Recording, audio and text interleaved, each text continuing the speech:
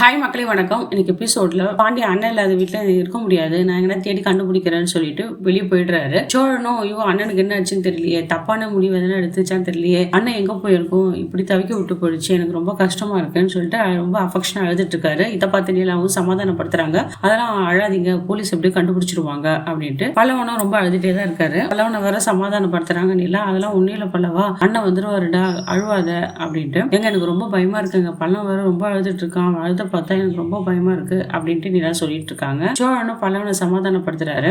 உடனே நடேசன் என்ன பண்றாரு, ஏண்டா எல்லா இடத்தையும் தேடி பார்த்தீங்க, சேரனோட ஃப்ரெண்டு அனிஷ் வீட்டில் போய் பார்த்தீங்களாடா?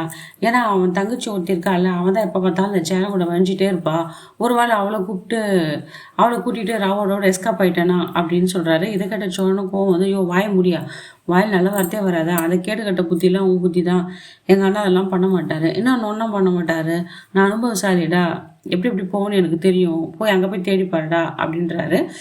சோழனும் கொஞ்சம் யோசனை பண்ணி பார்க்குறாரு. காலைல கூட அனிஷரியா நம்ம கூட முகம் கொடுத்து பேசலையே, அண்ணன் காணாத பற்றி, அண்ணன் காணுன்னு சொல்லிட்டு நம்ம பேசிகிட்டு இருந்தோமே அப்படின்ட்டு உடனே அங்கே கிளம்பி போகிறாரு. அங்கே கிளம்பி போய் பார்த்தா தான் தெரியுது சேரன் அங்கே உட்காந்துட்டு இருப்பாரு. சோழனுக்கு ரொம்ப சந்தோஷங்க. அண்ணனை பார்த்த உடனே அங்கே சேரனும் ரொம்ப ஃபீல் பண்ணி தான் பேசிகிட்டு இருக்காரு.